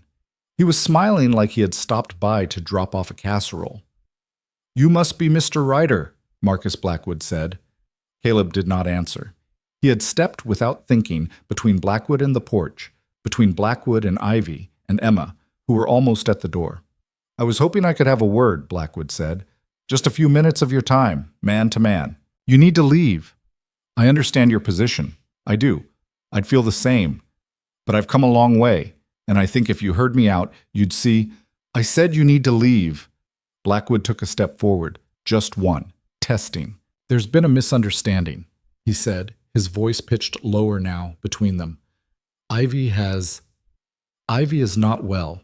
She gets this way. She has episodes, Mr. Ryder. She's done this before. She took things from my home, a significant amount of cash. She's made accusations in the past that, when examined, didn't hold up. I'm not saying this to embarrass her. I'm saying this because I'm worried, and I think you, as a father, would want to know if someone you'd let near your daughter was unstable. Caleb heard the door close behind him. Ivy had gotten Emma inside. He didn't turn to look. He kept his eyes on Blackwood. You're lying, Caleb said quietly. I'm really not. I can show you. I have documentation. I've seen her face. I've seen the cut you put over her eye with a phone. I've heard her cry in my house at 2 a.m. You can have all the documentation in the world. I'm going to believe the cut. Blackwood's smile did not move. It did not get smaller. It did not get bigger. It just stopped being a real smile, if it had ever been one, and became something more like a painted-on thing. Mr. Ryder, I don't think you understand who I am. I know exactly who you are. I don't think you do. I think you do because you've been filled with a particular story for, 2 weeks now? 3? But I assure you, I have resources. I have friends in this state. I can make your life and your daughter's life very complicated, Mr. Ryder. Or I can get in my car and drive away and none of us ever speak again. Ivy comes with me. Nothing happens to you. We go back to Chicago. This ends. You get your quiet little life back. Everybody wins. The front door opened behind Caleb. Ivy came back out. Caleb turned, just his head. Ivy, no, go back inside. I'm not going inside. Her voice was clear. It was not shaky. It was not even scared. It was the voice of somebody who had made a decision in the last 30 seconds that she had been walking toward for 3 years without knowing it. She came down the steps. She stopped at Caleb's shoulder. Marcus. Ivy, sweetheart, don't call me that. Don't call me anything. You're not well, Ivy. You have to know that. You ran. You took money. I took $800 from a safe in a closet in an apartment that I lived in for 3 years. The furniture, the rugs, the cars, the clothes, the jewelry, you keep all of it. I don't want any of it. I took $800 because you broke my phone across my face and locked me in a bedroom, and I was going to need to eat on the way out. Blackwood's expression flickered, just for a second. The painted smile slipped an inch. We had a fight. Couples. No, stop. That's not what that was. And you know it. Ivy. His voice dropped, softer, warmer, the voice Caleb recognized from Ivy's account of Sunday nights on rugs. I know I've made mistakes. I know I have. And we can talk about those. We'll go to counseling. I'm not going anywhere with you. You don't belong here, sweetheart. Look at this place. Look at this. His hand gestured, faint, at Caleb's small yard. The chalk on the driveway. The porch with the flickering bulb Caleb still hadn't changed. Look at what you've settled for. A man you don't know. His child. A life you'd be trapped in inside of 6 months. I can give you. You know what I can give you. Remember I remember all of it. That's the problem. I remember all of it, including the parts you think I don't. Blackwood looked at her. His face did the smallest thing, a tightening at the corners of the eyes. And for one fractional second, Caleb saw him. The real one. The one underneath the suit. The one who hit a woman in an elevator and cried on a rug for an hour because he had been told, somewhere along the way, that crying after you hit somebody made you the one who had been hurt. You are making a mistake, Blackwood said, very quietly. I've made a lot of mistakes, Ivy said. This isn't one of them. You need to go. You need to get in your car and drive away from this house and not come back. If you come back, I'll have the police here before your tires stop turning. I already have a lawyer. I already have documentation. I already have. Her voice wobbled, just once, and she steadied it. I already have your friend from the office. The one you thought would never say anything. She's saying something. Blackwood went very still. "Diana," he said. "I don't need to tell you her name. You just told yourself." A long silence. The wind moved through the maple in the front yard and a few leaves came down. Somewhere down the street, a dog started barking. The cigarette smell from the sedan reached Caleb on a breath of wind. "You have no idea what you're doing," Blackwood said. His voice had gone flat. The warmth, what little of it there had been, was gone. "You have no idea what this will look like by the time I'm done. When I'm finished, there won't be a person in Chicago who'll hire you, rent to you, or take your call. I will make you a ghost, Ivy. I will make you a story people tell at parties. And this," he turned his eyes, finally, to Caleb. This man here, with the kid who just saw you through the window, is going to have his entire life go through a wood chipper because he couldn't keep his door closed on a Tuesday night." "Get off my property," Caleb said. Blackwood held his eyes for a long moment. Then he laughed, a short, amused laugh. He shook his head like a man who had just watched somebody make a very stupid bet. He turned. He walked back to the sedan. He got in. The door closed with the soft, heavy sound expensive doors made. He did not peel out. He did not rev the engine. He pulled away from the curb at exactly the speed limit, and he turned the corner at the end of the street, and he was gone. Caleb realized, after the car was out of sight, that Ivy had grabbed the back of his jacket somewhere in the middle of it and hadn't let go. He turned. She was standing very close to him. Her face was white. "I did that," she whispered. "You did that. I said it. I said all of it. Out loud." "Yeah, you did." She let out a single sob. Just one. She pressed the back of her hand against her mouth. He pulled her in. Not a big gesture. He just put his arm around her shoulders, and she leaned against his side, and she breathed for a minute, rough and uneven, against his shirt. Behind them, the front door cracked open, and Emma's small face appeared in the gap, watching, scared. "Daddy?"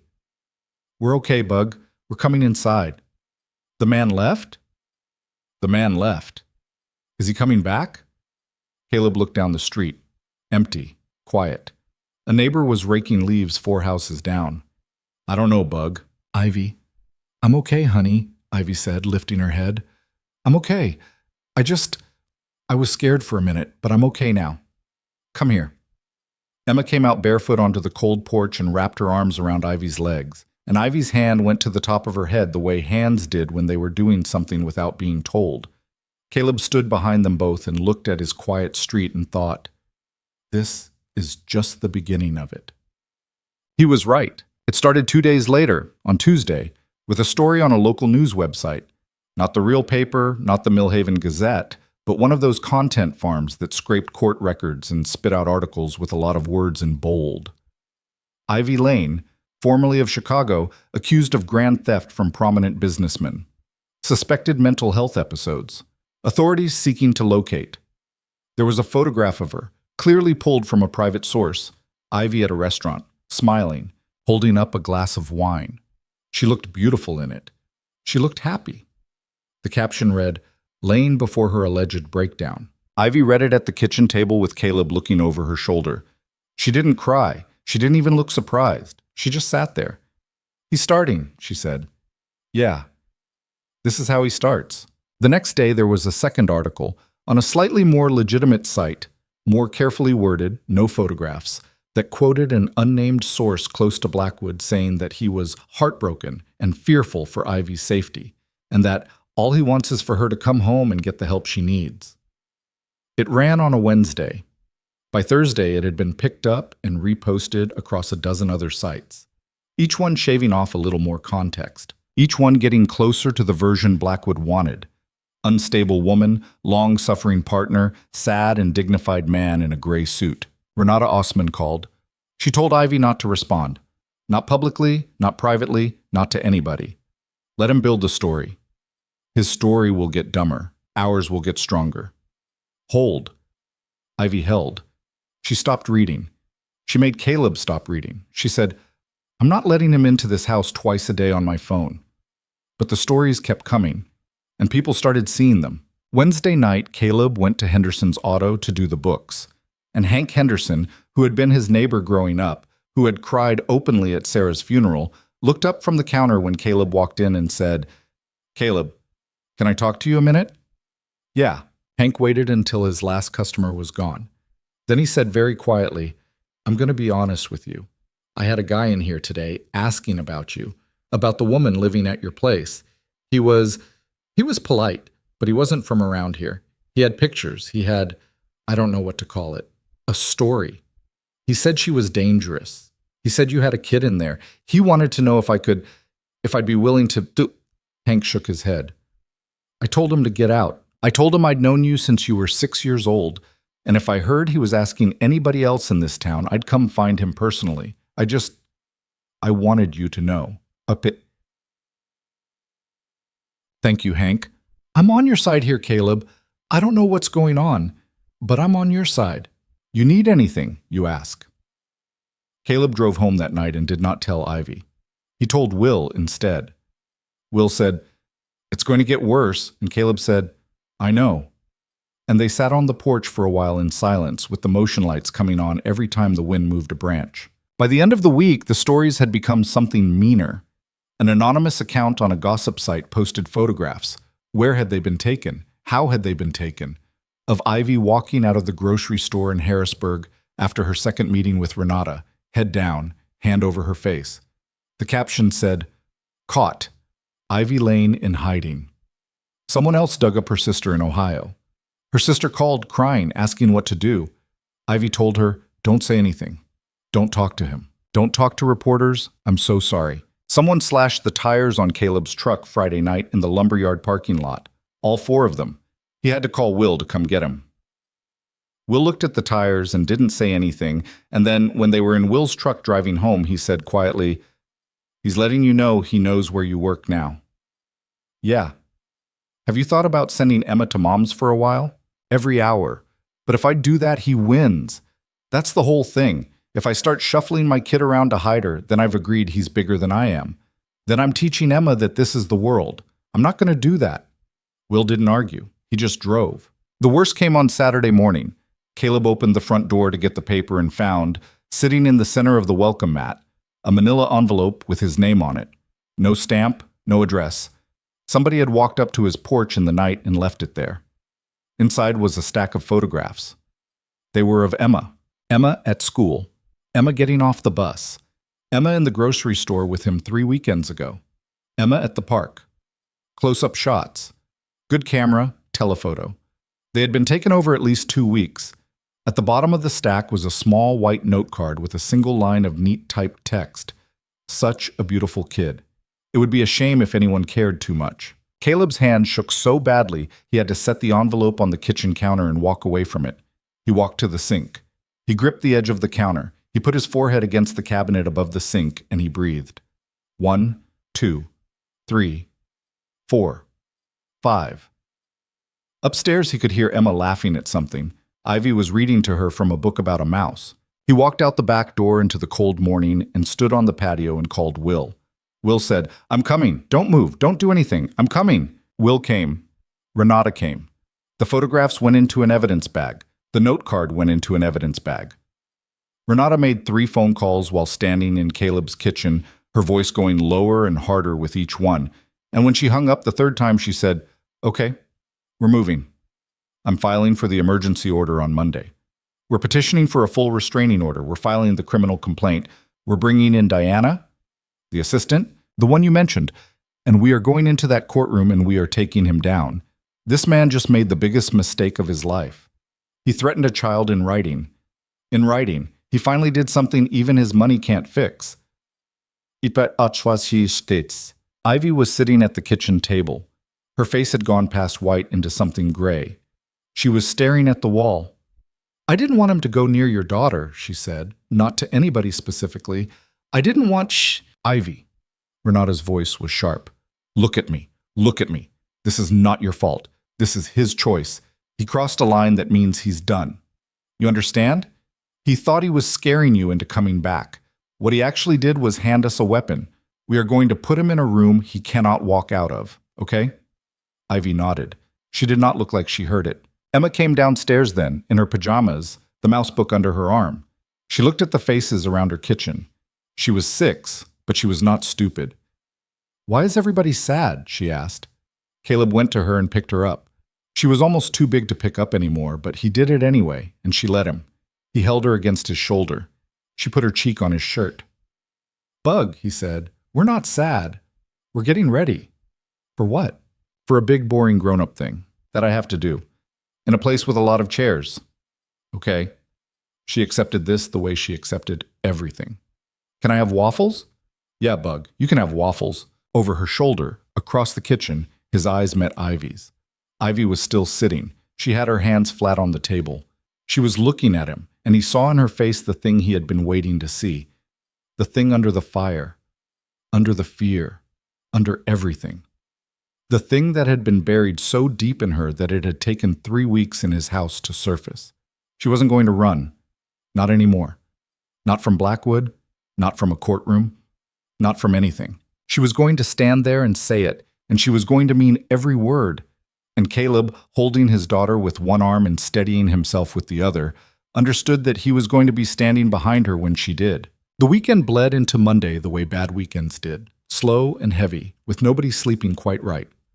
Renata filed the emergency order Monday morning at 8:30, and by 11 a judge in the Harrisburg County Courthouse had granted it, which meant that somewhere in Chicago, a process server was walking into Marcus Blackwood's office with a piece of paper that said, in plain language, that he was not permitted within 1,000 feet of Ivy Lane, Caleb Ryder, or Emma Ryder, and that a hearing for a permanent order would be held in 4 weeks. 4 weeks.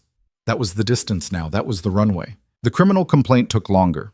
Renata was working with a prosecutor in Cook County, a woman named Grace Halverson, who had apparently been waiting 3 years for a witness like Ivy and was not going to rush the filing because she was not going to lose it. Diana, the assistant, Diana Reyes, it turned out, 31 years old, worked at Blackwood Holdings for 6 years, had come in the previous Thursday with her own lawyer and given a full statement. She had photographs of her own. She had emails. She had a recording on her phone from a hotel room in Miami 2 years ago that Renata told Caleb he would, one day, hear a piece of in a courtroom, and that he should prepare himself for because it was not something he would forget. Caleb did not ask to hear it. He did not need to. What he did instead was become a man who watched the street. He did not sleep through a full night the whole of those 4 weeks. He learned the sound of every car on Sycamore, which ones were the neighbors, which ones were the paper route, which ones were the garbage truck on Thursday mornings. He learned the rhythm of his own porch, when the motion lights were tripped by a cat, when by the wind, when by something worth standing up for. He changed the porch bulb, finally. He changed the locks on all 3 exterior doors. He bought a second phone and gave it to Ivy so she could have one that was never out of her hand. He showed Emma how to dial 911 on the kitchen phone and had her practice 3 times. Emma did not ask why. Emma had gotten quieter in that week, the way kids got quiet when they understood something they were not yet supposed to understand. Blackwood, for his part, stopped sending envelopes. He did not call. He did not drive past. The photographs of Emma and the note card had been a miscalculation, and he had figured that out the moment Renata's office phoned his lawyers on Saturday afternoon. Now his strategy shifted. He went to ground legally and went louder publicly. There was a new article every other day. A carefully placed quote in an industry publication. A story about Ivy's supposed history of instability that appeared, of all places, in a national magazine's online culture section. The kind of article with a sympathetic tone and a lot of weasel words that did its real damage in the comment section, where strangers Ivy had never met were suddenly experts on who she was. One of the articles dug up a 3-year-old photograph of her at a gallery opening in Chicago, laughing, leaning into Blackwood's shoulder. The caption was engineered to imply she had been happy right up until some recent, unexplained break. The subtext was, "What changed and why should you believe her?" Ivy read one of them on the second Tuesday, despite her own rule, despite Renata's advice. Caleb came home from the lumberyard to find her sitting at the kitchen table in the dark, her laptop open in front of her, her face wet. He closed the laptop without looking at it. He turned on the small lamp over the stove. He sat down across from her. "I told you not to," he said. Not angry, just quiet. "I know." "Why'd you read it?" "Because—" She wiped her face with the back of her wrist. "Because I wanted to see what people were saying. I wanted to see how bad it was. I wanted to, I don't know. I wanted to know what I was going to have to walk into on the day. And she laughed. It was a small, hopeless laugh. And it's bad, Caleb. It's bad. They think I'm crazy. They think I'm a gold digger. There's a woman I went to high school with. I haven't talked to her in 10 years. She left a comment saying I always had problems. She doesn't even know what I'm accused of. She just saw an article and decided to say I always had problems. 10 years I haven't talked to her. And she... Ivy. I'm sorry. I know. I know I shouldn't have. Hey, look at me. She looked at him. You know who's not on the internet? Who? The judge. The jury, if there is one. Grace Halverson, Renata, Diana Reyes, the 12 people in a room who are going to decide this thing. They are not reading comments. They are going to read documents, and they are going to look at photographs, real ones, medical ones, and they are going to hear you and Diana and maybe me say, under oath, what we know. That's the room that matters. Not the comments section of a magazine, not some woman you knew in 10th grade. I know. Do you? I do. She put her hand on her chest. I just needed to hear it. Then I'm telling you, again, as many times as you need to hear it. You want me to write it down? I'll write it down. I'll tape it to the fridge. That got a real laugh out of her. Short, surprised. Her shoulders came down. Don't tape it to the fridge. Emma will read it and ask questions. Fair enough. She reached across the table and put her hand over his. He looked down at it. Her nails were short and uneven. She had bitten them almost to the quick sometime in the last 2 weeks. And he hadn't said anything. And she hadn't said anything, but it was a fact between them that she was grinding her teeth down to something to get through this. Caleb. Yeah. When this is over. She didn't finish the sentence. She didn't have to. They were both doing the thing they had been doing for about 10 days now, which was starting sentences neither of them was ready to end. When this is over, if this goes the way, after the hearing. Small seedlings of a future being put down in careful, half-articulated rows. Yeah, he said. I know. The hearing fell on a Wednesday in late October. Ivy wore a gray sweater and dark pants that Renata had told her to buy. Juries and judges read clothes before they read people. You're going to be boring, and you are going to be believable, and you are not going to wear anything he ever gave you. And she had her hair pulled back in a low knot, and no makeup except a little under her eyes because she had not slept, and she knew it. She looked young. She looked tired. She looked like a woman who had spent 3 years being afraid and had decided on her own to stop. Caleb drove her. Will drove behind them in his own truck with Emma because Emma was going to Caleb's mother's for the day and he was not letting Emma out of the family's sight. Ivy did not talk on the drive in. Caleb did not push her to. She looked out the window and worked her jaw and twice put her hand on the door handle like she was considering, very briefly, getting out at speed. Hey, Caleb said the second time. We're still going. I know. You don't have to be brave yet. You just have to be in the car. Okay. At the courthouse there were reporters. Not many. This was not national news, not yet, but enough that they had to walk through a knot of 5 or 6 people with phones and cameras held up, voices asking questions Ivy did not answer. Renata met them at the top of the courthouse steps and put her body between Ivy and the cameras like it was nothing, like she had done it before, which she had. Renata was 40-something, short, broad-shouldered, had a voice that carried without ever getting loud. Caleb had decided somewhere around the second week that he would walk through a wall for this woman. Inside, the courtroom was smaller than Caleb had imagined courtrooms were. The wood was darker. There was a smell that was somewhere between old paper and floor polish. There were fewer people than he had expected. Some staff, a bailiff, Grace Halverson, and 2 men at the prosecution table, Renata and Ivy at the plaintiffs, and across the aisle 3 attorneys in very good suits. And at the end of the row, at the defendant's table, was Marcus Blackwood. He looked thinner. His suit was still perfect. His hair was still neat. But he looked thinner, and when Ivy walked past his table to her seat, he did not look up. That was the tell. A month ago, he would have turned his whole body to look at her. He would have smiled that painted smile. Now he kept his eyes on a legal pad in front of him and drew small, tight circles with a pen. and Caleb understood with a certainty that settled somewhere in his chest like a stone that Blackwood had finally, maybe for the first time in his adult life, realized he was going to lose. The judge entered. Everyone stood. Everyone sat. The hearing was, in its specifics, not the kind of dramatic thing Caleb had been bracing for. It was slow. It was full of technical language. Renata walked through the photographs, the hospital records from a visit Ivy had made to an emergency room in Chicago 14 months ago under a false name, the text messages, the voicemail transcripts.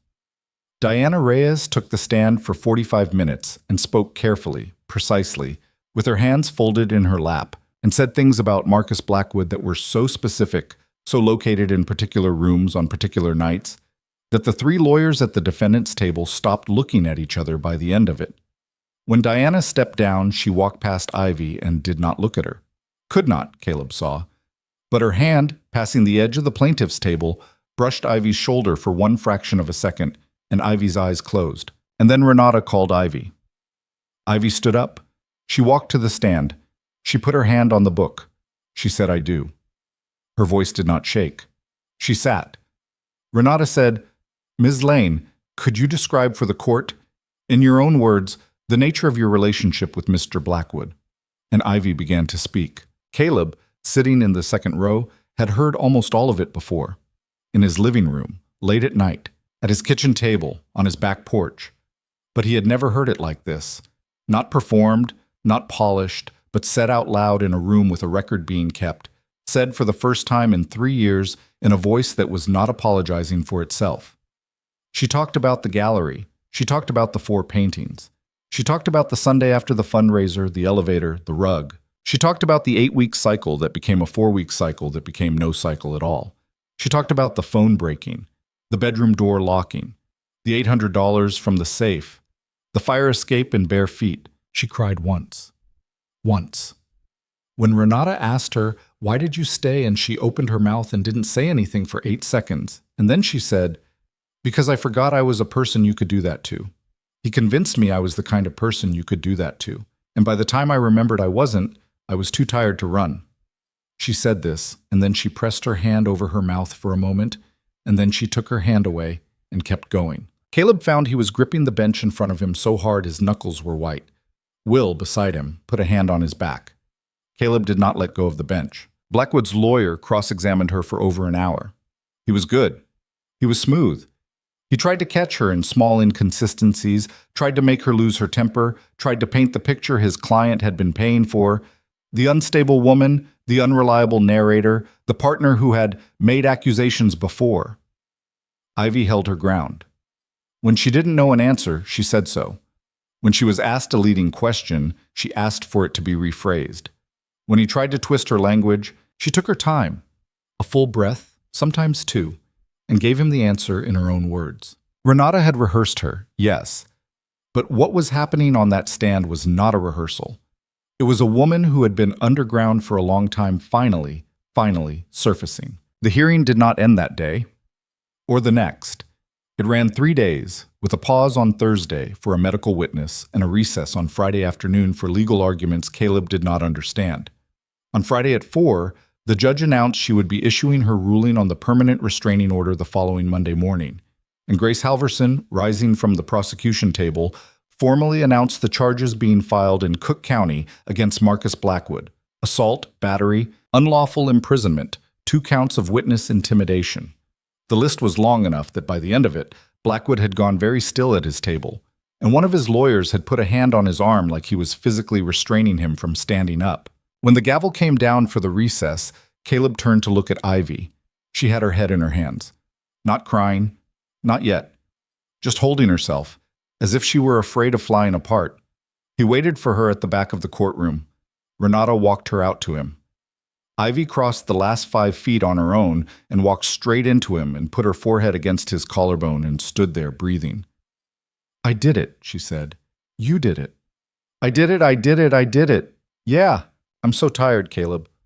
"I know, honey, I know." He had not meant to call her that. He did not even realize he had until it was out. Her head came up slowly, and she looked at him, and he looked back at her, and whatever expression was on his face made her eyes fill and her mouth do something complicated. Let's go home, she said.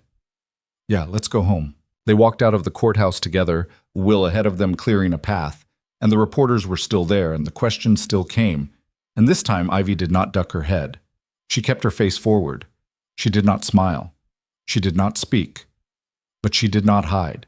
She walked past them like a woman going home from a job. In the truck, heading west out of Harrisburg with the afternoon sun turning the cornfields on either side of the highway into long panels of gold, she leaned her head against the window and fell asleep. Actually asleep, her mouth slightly open, her hand loose in her lap, the first real sleep Caleb had seen her take in weeks. He drove carefully. He did not turn on the radio. He did not hit the brakes hard at the stop signs. He drove like the truck was carrying something precious, which he guessed, all things considered, it was. Monday morning, the judge issued the permanent restraining order. It was granted in full.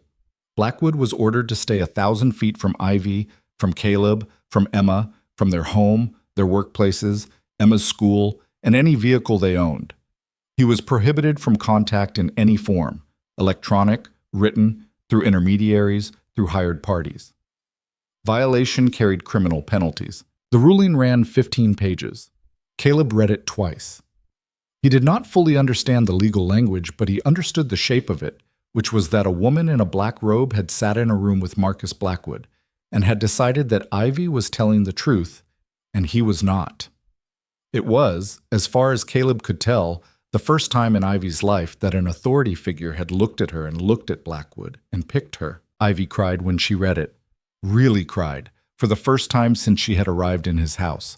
She sat on the couch with the pages in her lap, and she cried for almost 20 minutes straight, and Caleb sat next to her and didn't say anything and didn't try to fix it. He just let her do it. Emma came in at one point, took one look, climbed up onto the couch, and put her small arms around Ivy's shoulders from the side, and pressed her cheek against Ivy's hair, and said nothing.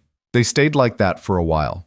The three of them on the couch, the papers in Ivy's lap, the afternoon light coming in through the window. I think, Ivy said finally, her voice hoarse, I think I need to start. She stopped. She wiped her face. She tried again. I think I need to start figuring out what my life looks like now. Not running from it, not hiding in it, an actual life. Caleb looked at her over Emma's head. Yeah, he said. I think that's probably right. I've been here almost 5 weeks, Caleb. Yeah. I need to earn money. I need to pay for my own lawyer. I don't know what I need, but I need to start figuring it out. Not tomorrow, but soon. Okay? Is that okay to say? It's the best thing you've said since the day you walked in. Her eyes filled again. Not sad this time. Something else. I'm not leaving, she said. I'm not saying I'm leaving. I'm saying I need to be a person in this, not a guest. Emma, without lifting her head from Ivy's shoulder, said into the sweater fabric, I vote yes. You don't get a vote, Bug. I always get a vote. Ivy laughed, wet and tired. She turned her head and kissed the top of Emma's hair, a quick, unplanned kiss, the kind of thing a person did without thinking when they had stopped being afraid of the moves their own body made. Caleb watched it happen. He did not say anything. He just watched the two of them on his couch in the slanting October light, and he understood quietly that whatever the life was that was going to come next, it was already here. It had been here for a while. They were all just finally home enough in it to notice. The criminal case took almost a year to come to trial. That was the part no one warned Ivy about. Not Renata, not Grace Halverson, not the half-dozen other women she eventually met through a support group in Harrisburg who had walked, in their own ways, the same long path. A civil order could be granted in a week. A criminal case was a slower animal. It ate months. It ate holidays. Ivy and Caleb spent that first Thanksgiving together at his mother's house, with Emma wearing a paper pilgrim hat she had made at school, and Ivy beside Caleb at the big dining table, and Caleb's mother clasping Ivy's hand in both of hers at the door and saying only, I'm glad you're here, without making it into anything bigger than that. Christmas came. New Year's came. Emma turned 7 in February. Ivy turned 27 in April.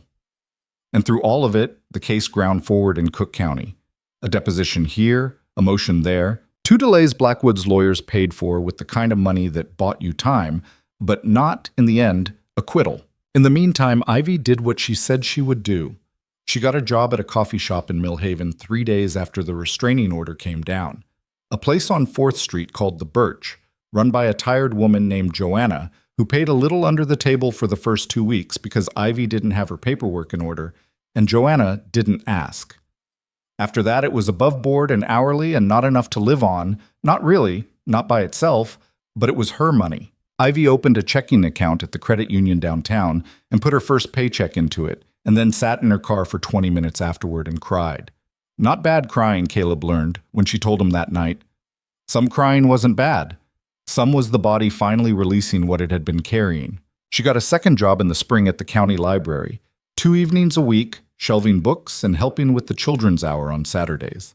She started taking a class at the community college in Harrisburg, 1 night a week, toward the degree she had stopped chasing at 24.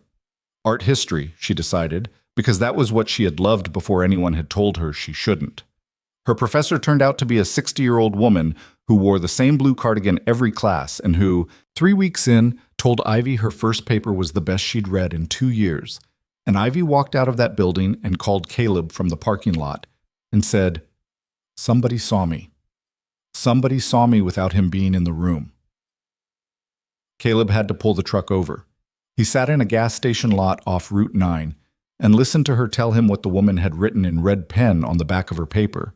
And he thought about all the red pens that should have been in Ivy's life already, and weren't, and were finally starting to be. In June, she moved out. She had been talking about it for a month, and Caleb had known the whole month that it was the right thing. It did not stop being hard. There was a small second-floor apartment above a dentist's office 3 streets over, a 1-bedroom with a bad stove and good light, and the rent was cheap enough that Ivy's 2 jobs could almost cover it, and Caleb covered the gap without saying he was covering the gap, and Ivy figured out he was covering the gap and let him, because by then they had both learned what kinds of help were allowed to stay help and what kinds turned, after a while, into something else. The day she moved, Emma cried. Not a tantrum, a real cry, the kind that came up from a place a 7-year-old did not have words for. "You're leaving," Emma said. She was standing in the empty bedroom with her arms wrapped around her middle. "I'm not leaving, honey. I'm moving 3 streets over." "That's the same." "It's really not. Look at me. Hey, look at me." Ivy knelt down on the bare floor. "You know my phone number. You have it memorized. You call me whenever you want. I'm going to be at your school pickup twice a week because your dad has lumberyard on those days, remember? I'm going to see you so much you're going to get sick of me. That's a promise." Emma did not look convinced. "You're leaving because you don't want to be here anymore." "No, that's not—" "Honey, no. I'm leaving because I want to know I can. Because for a long time somebody told me I couldn't live by myself, and I believed him. And I need to know I don't believe him anymore. Do you understand what I'm saying?" Emma sniffled. "No." "Okay, I'll try again. When you're a big kid and you're, 13 and you want to ride your bike to the store by yourself for the first time, that's not because you don't love your dad. It's because you need to know you can. That's what this is. This is my big kid bike ride." Emma thought about that. She wiped her nose on her sleeve. "Is Daddy going to be sad?" Ivy's voice caught. "Your dad knows the difference between sad and proud. I think he'll be both, but mostly proud." And from the doorway, where he had been standing for longer than either of them had known, Caleb said, "Mostly proud. She's right." He had not cried since Sarah. Not really. Not where anybody could see. He did not cry now either. But something in his face did something close to it, and Emma saw it, and Emma came across the room and put her arms around his leg the way she used to when she was 3, and he put his hand on her head and he did not move for a minute. That night, after the last box was in the apartment, and the apartment key was on Ivy's new key ring, he drove home with Emma asleep in the passenger seat, and a silence in the truck that was, he realized, somewhere around the bridge over Miller's Creek, not an empty silence. It was a held silence.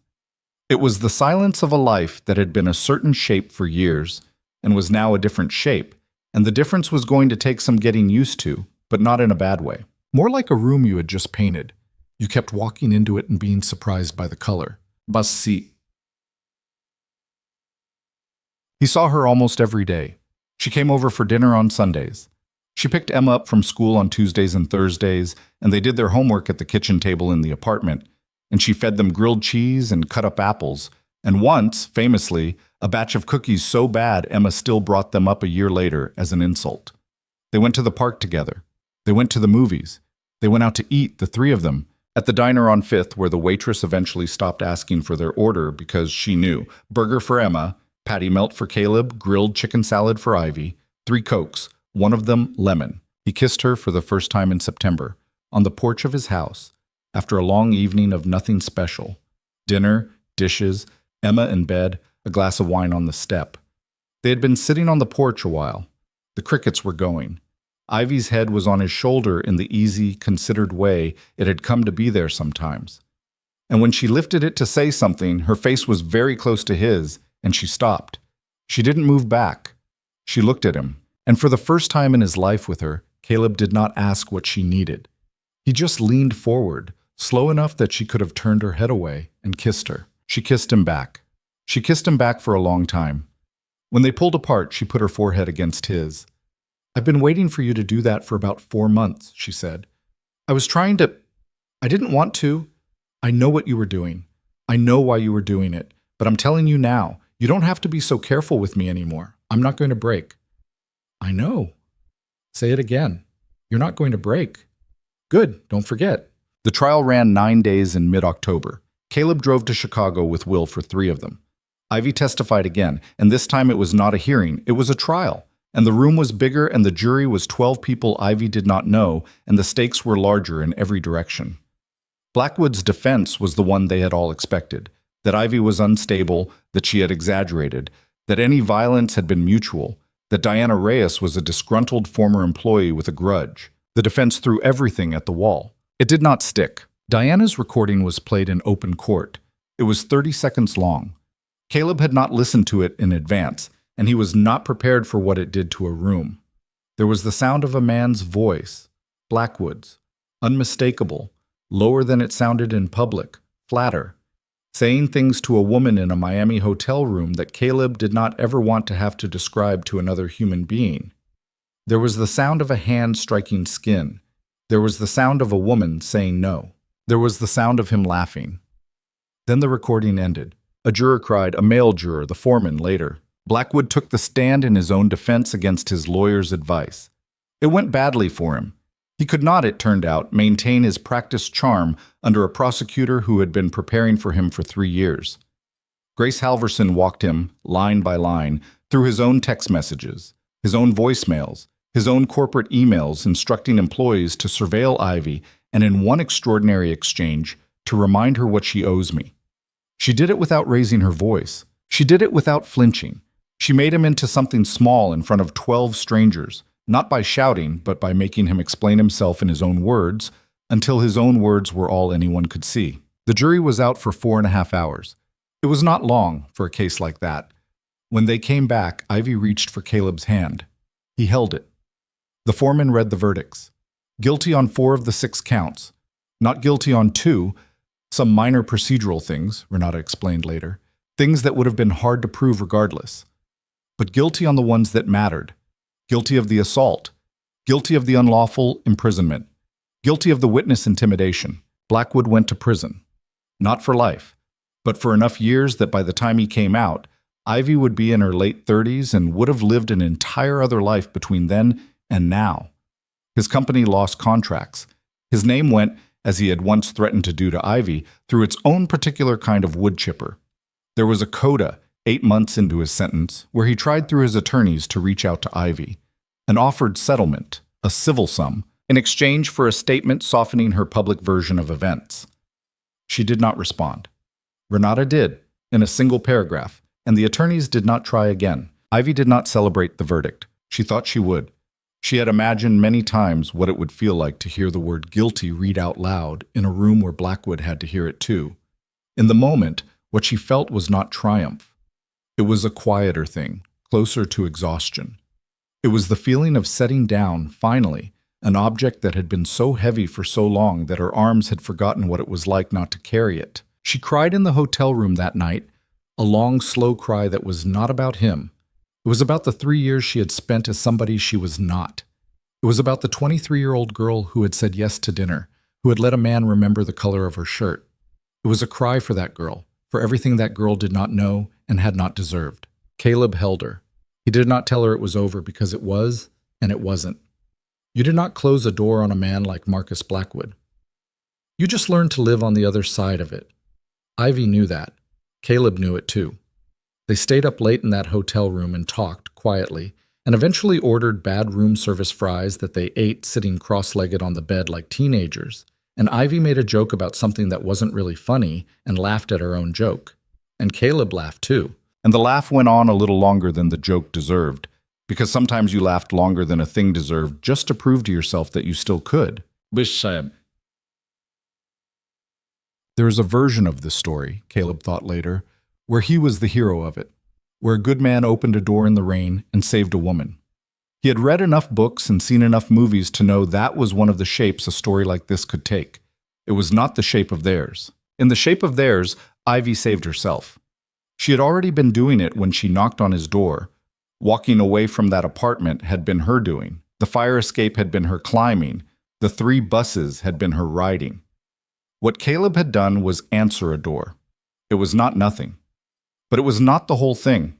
And he learned, over the slow years that followed, not to let anyone, including himself, pretend it was. What he had done, the actual thing, was harder to name. He had kept his door open without making her pay rent in gratitude. He had believed her the first night, and the second night, and every night after. He had been, when she needed it, a wall to stand behind. And when she didn't need the wall anymore, he had stopped being the wall without making it into a loss. He had, he came to understand, learned the difference between loving someone and owning them. That difference, it turned out, was most of the work of being a person. Marcus Blackwood had never learned it. Most of the men he'd grown up watching. And he included in this some of the men he had loved, men whose flaws had been dressed up as devotion, had never learned it either. Caleb had learned it once, imperfectly, with Sarah. He got a second chance to learn it with Ivy. He did not always do it well. He was not always patient. He snapped sometimes, about stupid things, a dish in the wrong cabinet, a conversation he had heard 3 times, a night he had wanted to watch a game and instead wanted to sit on the porch with her. He was a man, not a saint. He forgot things she had told him. He got jealous once of a man at her job, and it was not his finest hour. He apologized clumsily, badly the next morning. She made him do it twice. He did it twice. That was the shape of it, not smooth, not the glossy version a person might have imagined from the outside, but real, which was the only kind of thing worth having. They got married on a Saturday in May, 2.5 years after the night she had shown up at his door. It was a small thing, a backyard in his mother's yard. Will in a suit he hated. Emma, 9 years old by then, in a dress she had picked herself, bossing the photographer around. Ivy's sister came in from Ohio, and they had spent the year before mending what 3 years with Marcus had broken, which meant long phone calls and one big tearful weekend in a cabin and a slow, real rebuilding that neither of them took for granted. Ivy wore a pale green dress because she had decided, she told Caleb once, that she was never going to wear white for anyone. White was for other people's idea of what a woman was supposed to be. Her hair was loose. She wore flat shoes. She walked out across the grass to stand next to him, and she was laughing before she even got to him because Emma was making a face at the officiant behind his back. Caleb did not make a speech. He was not a speech kind of man. What he said, when it was his turn, was, "I didn't know I was going to get another life. I didn't think I was supposed to. I'm going to try not to waste this one." And Ivy, when it was her turn, said, "You opened the door. That part you did. The rest of it I'm doing on purpose. And I'm going to keep doing it on purpose, every day, for the rest of our lives." And Emma, who had not been scheduled to say anything but had prepared remarks anyway, stepped forward in her self-picked dress and said, "Very seriously, I'm very happy about this, and I want everyone to know I called it first." And the whole yard laughed, and Ivy pulled Emma into a hug so tight that Emma's feet came off the ground for a second. There is a thing people say about stories like this one, about the rain and the stranger at the door. They say it was fate. They say it was meant to be. They say that 2 people broken in just the right way can find each other and be whole. I don't think that's what happened here. I think a tired young woman climbed out of a bathroom window because she was brave, and a tired young father opened a door because his mother had told him, when he was 16, that you opened the door even if you didn't know who was on the other side, even if especially then. I think a little girl with a one-eared rabbit taught her father and a stranger how to start a meal together, because a child can sometimes build a family faster than any adult by the simple act of not being afraid of one. And I think the real ending of this story is not the verdict, and not the wedding, and not even the quiet evenings on that porch years later when Emma was off at college and Caleb and Ivy were still there, in the same house, on the same step, watching the same streetlight that used to buzz until the city finally replaced it. The real ending is that a woman who had been taught she was small learned she was not, and a man who had decided his life was over learned that it wasn't, and a child who had lost a mother gained someone who was not her mother and did not try to be. And between the three of them, they made something that had not existed before. Love, real love, does not arrive like a rescue in a storm. It arrives like a door. Someone has to knock. Someone has to open it. Both of them have to keep choosing to walk through it, on the ordinary Tuesdays, on the bad mornings, on the years when nothing is dramatic and nothing is rescued, and the only test is whether you still make the other one coffee. They kept choosing. That, in the end, was the whole story.